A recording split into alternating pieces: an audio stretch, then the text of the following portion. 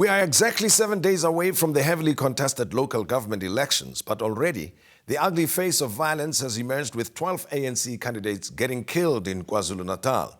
With a commission into these political killings to be set up, some have speculated that the motive behind them is the NFP being cut out in large part from participating, and others saying that perhaps it is the ANC imposing its own candidates on communities that have not accepted them. And we are joined by the political analyst Ralf Mathekga to share insights with us on the local government elections. Well, Ralf, we haven't spoken much about these elections, but a few days before the elections, you are here. We see the violence, NFP cut out. Some parties have not really appeared anywhere. We're not sure if they are participating. There are 204 parties overall. There are independent candidates, different types of dynamics, different regions. Main issue for now is the candidates who are getting killed, and they all seem to be ANC candidates. Majority in KwaZulu-Natal, a few in Mpumalanga. What is going on with this violence? Well, it is quite unfortunate that some people see violence as a way of accessing or being on the list, because this points to what is happening within the management of the list system within the party. You have the list system being closed, where it can no longer be contested. It has been registered with the IEC.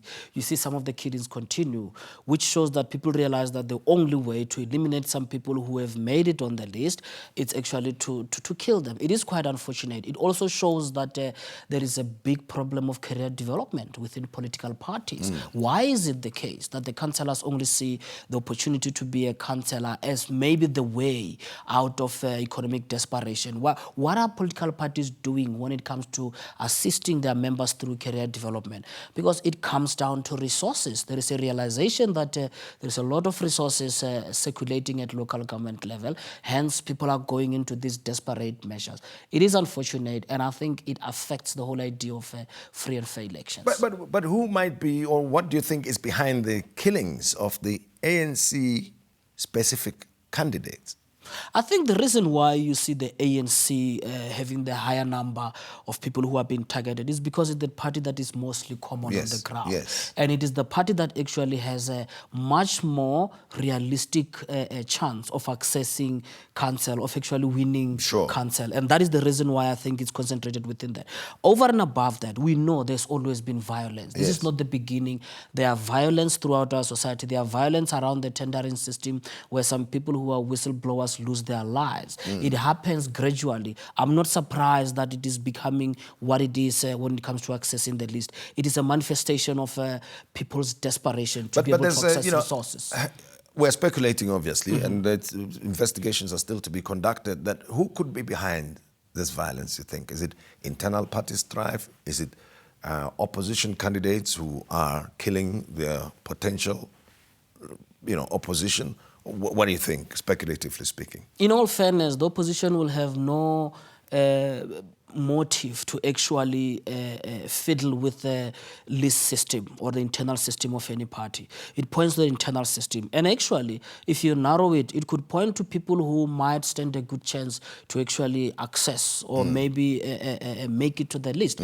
Because that is the most obvious motive. The death of someone opens an opportunity there for someone to make it, to get on the list. And I think that you can easily round up the usual suspects within the party and start eliminating people from there. Of course, we're speaking speculatively, but this to me looks like a very clear-cut case of internal politics. Right, and so-called politics of the stomach. Exactly. That's, again, which is very sad, people losing their lives. The NFP, how could they miss out this opportunity to take part in the local government elections? I mean, at some point I had a discussion with some of their members.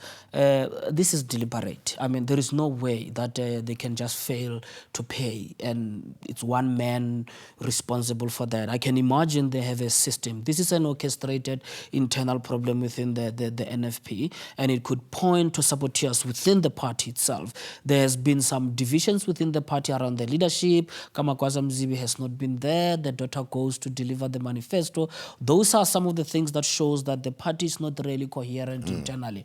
And there is no way that this is just a simple mistake of missing the deadline. I can imagine you have the secretariat within the party, a whole lot of stuff through which this process has to go through. And all of them, they miss this. That's unheard of. I think that there is a sabotage within the party. But I mean, from one province to the other, the issues are different, I suppose, at local government, right? But they're supposed to more or less be the same. Service delivery and whatever community services we expect from municipalities. But the dynamics are different from one region to the other. Indeed, the dynamics are different, and in certain areas, I've seen people talking about just give us decent councillors, just give us councillors who haven't stolen anything in the past, just give us people who do not have scandals. In certain areas, such as your Marikana, such as Northwest, you're going to find the question of housing, the issues being defined by the local dynamics. But I think there is an interesting trend about these local government elections. I think that a lot of issues are being brought from national government to local government. And I think that local government is being used by political parties as a springboard to launch their presence that they need to demonstrate at national level. I mean, the DA has successfully used the Western Cape to say that, hey, we can govern, give us the city and all that.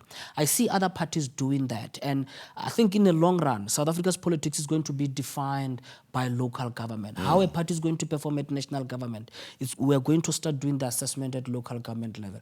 This is why it might appear as if it's no longer about the basics. It's about political identities. And if the people there think that they need democratization, that they need services more than just basic services, they need political service, let it be. Let's change what local government has always been. Let's democratize the space. But here's the other thing I wanted to, and I'll come back to the municipalities that are going to be the most heavily contested. And I think Nelson Mandela Bay would be one, Tshwane, and so on. But let's talk about the political rhetoric, especially on the part of the leaders of the main parties, starting with the ANC itself, President Zuma.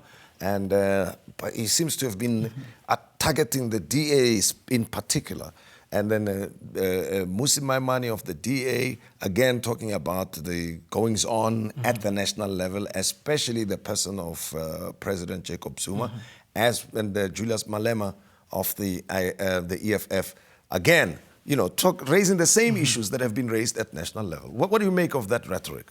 And President Zuma calling the DA snakes along the way.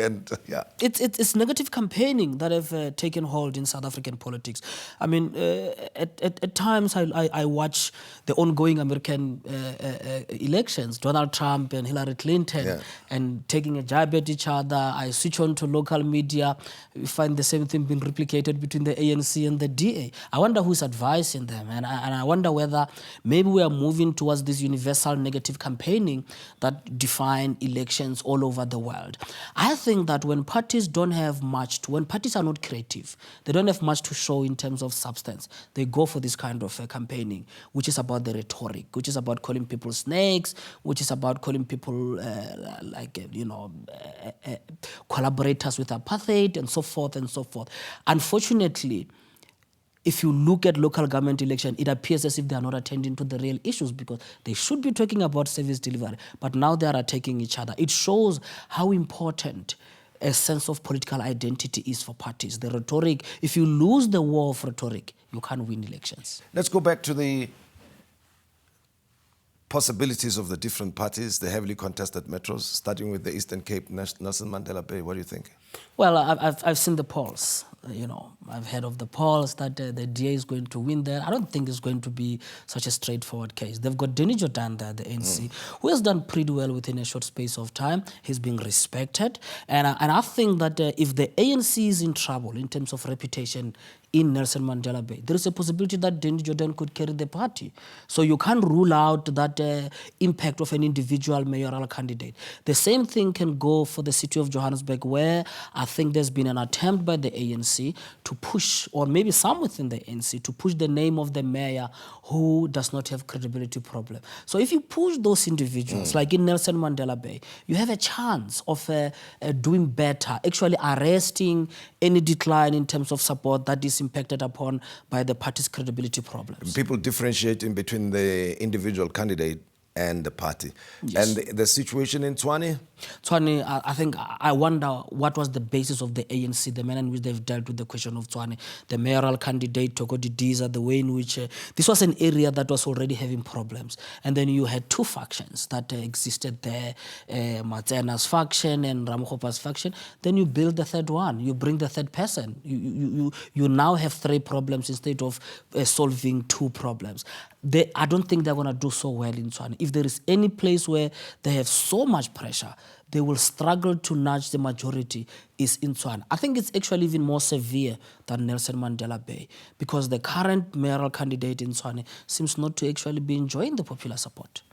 Ralf, thank you very much for talking to us, and we appreciate your time. Thank you. Thank you for inviting me. And that's Ralf Mathekga helping us make sense of the campaigns of the different political parties and the dynamics behind some of these campaigns and the likely outcomes of the results at some of the metros. And we appreciate very much. Please talk to us. You can write to us. The address is tonightwithtimmodise@gmail.com. Would like to get reaction from you on Twitter @Tim Modise.